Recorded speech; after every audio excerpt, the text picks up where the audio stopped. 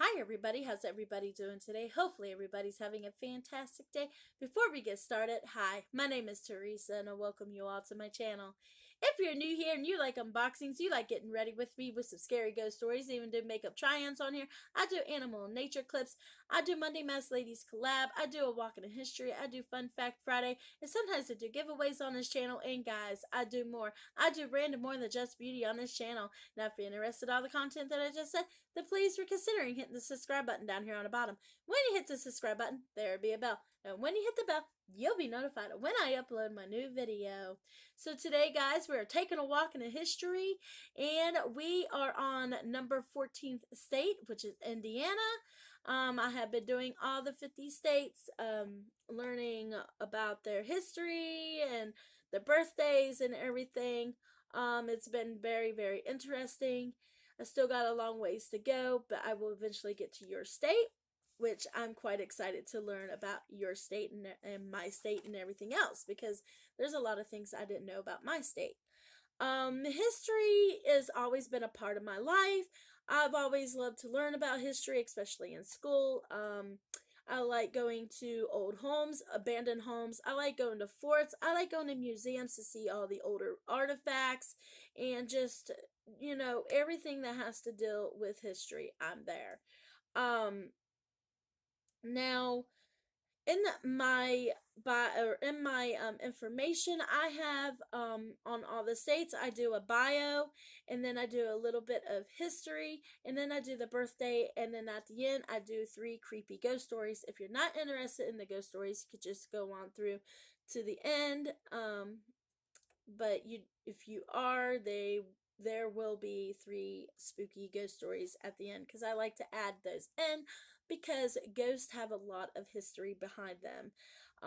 The one the ones that roam this world right now are the ones that had died way back then, and they lived before us, and they've been through the depressions and the wars and everything that has happened back then. They've been through it then, unlike what is going on with today. So I like learning about what each state did back then in the depression, how they lived, how they cooked, how they dressed, how they act, and all that stuff. So I find doing the states very interesting and love learning about their facts. As soon as I'm done with the 50 states, I will be doing the 13 colonies that I know that somebody had asked me to do that, which I will be doing that. And then we would be moving on to the other countries and learn about their history and their bios and everything else, which I'm quite excited to learn that. All right, so let's go ahead and get started. So what I like to start off with is with the bio.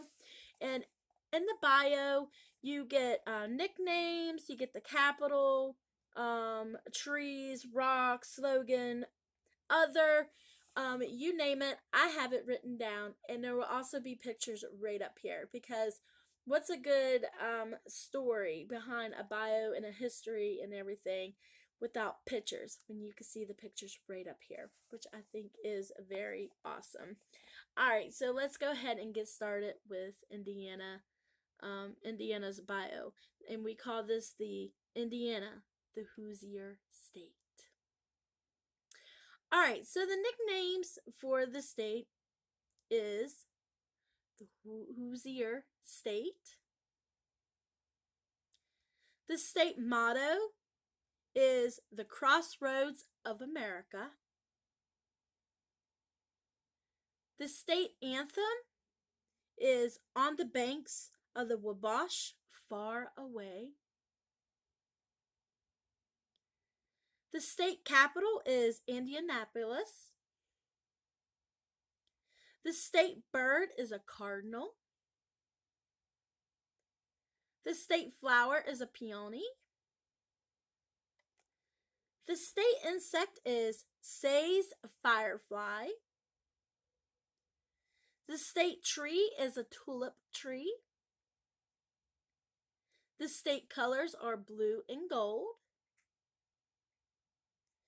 The state firearm is a Grouseland rifle. The state food is a sugar cream pie. Yum. Doesn't that sound good? The state poem is Indiana. The state rock is Salem limestone. The state ship, which they have two ships, is the first one is USS Indianapolis and USS Indiana. The state slogan is Honest to Goodness, Indiana. The state soil is Miami. The state sport is basketball. And other is River Wabash. I like that word, Wabash. All right, so that was the information I found on the bio of the state. So now we are going to move on to the history part. Now, what I do with the history part, because there's so much information, I go through all the paragraphs and I pair them up together, what I think would be very interesting to you and for me, and just to learn a little bit more about the state. So let's go ahead and get started with the history part. It says, the woodland period began around 1500 BC, when new cultural attributes appeared. The people created ceramics and pottery and extended their cultivation of plants on early woodland period group, named the Indiana people, had elegant burial rituals featuring log tombs beneath earth mounds. In the middle of the woodland period, the Hopewell people began to develop long-range trades of goods.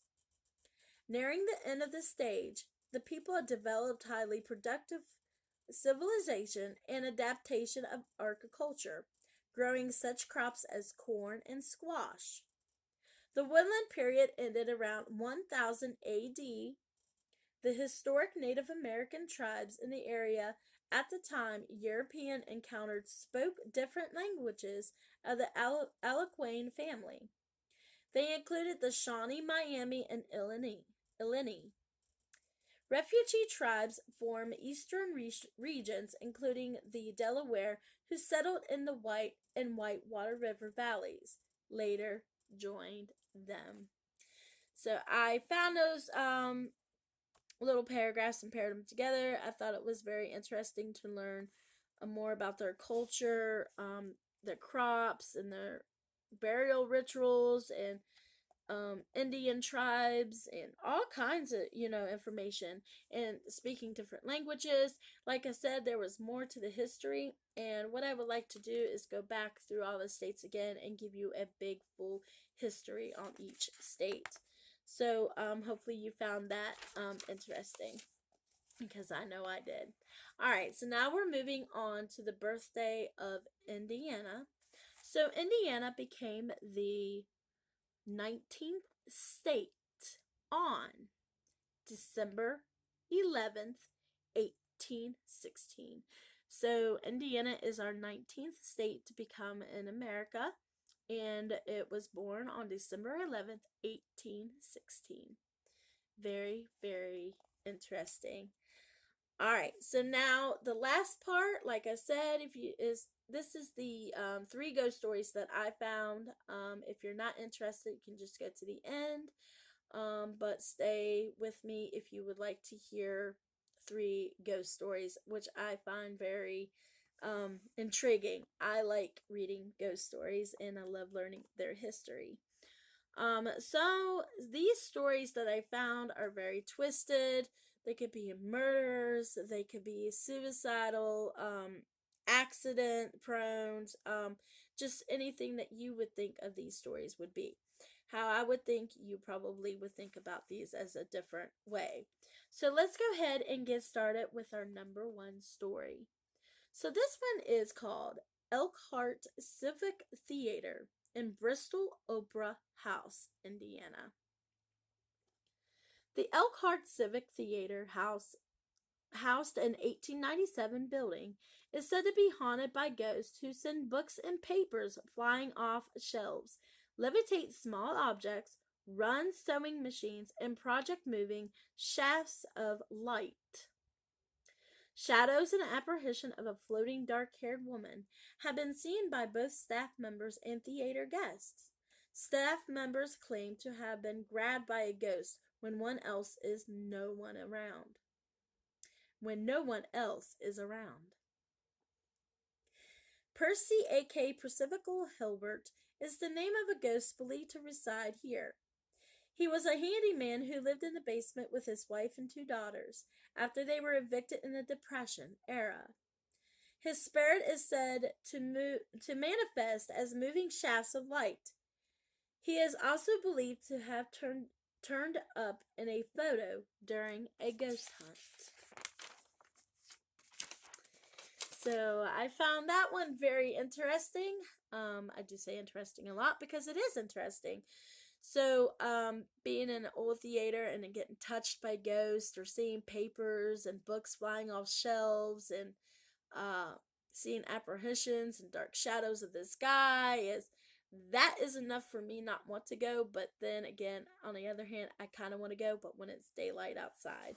But there's always activity during the day with ghosts too. It's not just at night. It's in the mornings and afternoons, but not as active as at nighttime. And if you have seen my other ghost stories, I do a Get Ready With Me and Scary Ghost Stories I did back then. I talked about my house that I lived in, a farmhouse that was built in the 1800s. It was part of the Underground Railroad. If you want to, you could check those out. So moving on, number 2. This one is called French Lick Springs Hotel in Indiana. This historic resort hotel complex is said to be haunted by former owner Thomas Taggart, who lingers around the service elevator as mists and phantom tobacco smells. He is said to expectantly operate the elevator from beyond when the place gets busy. Yet he also is said to appear riding a horse in the ballroom or down the halls and hold ghostly parties that the staff had heard through closed doors when no one else is in the ballroom. A red stain is said to appear in a guest room bathtub where a bride committed suicide, and the cleaning staffs claim the whole 6th floor is haunted by shadows, breezes, footsteps, and disembodied laughters, and ghosts who call the front desk from unoccupied rooms. Also, a ghostly African American bellhop has shown up in photos of the bellhop stand. And I found that one really creepy too. I mean, I don't know if that would be a specific hotel that I would want to stay in. Of course, if you're a ghost hunter or interested in that, then that probably would be the best hotel to go look for so you could get your experience too, especially if you're a non-believer. There's a lot of skeptics and there's a lot of believers out there. But to be on an elevator and a guy's operating it, that's kind of creepy. And him riding a horse to the ballroom and having big old parties and staffs can hear it and they know it's all locked up, and that would creep me out too. Definitely would creep me out. All right, so we're moving on to our last story. This one is called St. Mary's College, LeMans Hall, Indiana. A scary apparition of a girl hanging from a noose has been witnessed at the Leman Hall bell tower. Legend has it that she committed suicide in that very spot years ago. Also, the infirmary on the 4th floor is said to sport bloodstains resulting from a girl's death. So I found that one kind of interesting too. And very, very sad that this girl had to commit suicide. And then what happened to this other girl with her blood stain just showing up on the floors and stuff, that would just freak me out because trying to clean it up, you're thinking it's dirt and clean it up and then it just comes back. That would really, really freak me out. All right, so that was my last ghost story. And that is the last bit of the history and bio and the birthday for Indiana. I hope you guys enjoyed this. I hope you learned a little bit more about Indiana. I know I did. Another great state that I would love to visit one day. And just a lot of history behind it, and the Indian tribes and everything. It's just very, very phenomenal to me, and would love to go to their forts and museums and stuff like that. All right, guys, I'm gonna go ahead and end it here, and I hope everybody stays blessed, and I hope everybody stays safe, no matter where you are, no matter where you're at. Please stay safe, and I'll be seeing you all in my next video. Thank you for stopping by, and you have a great day. Thank you. Bye.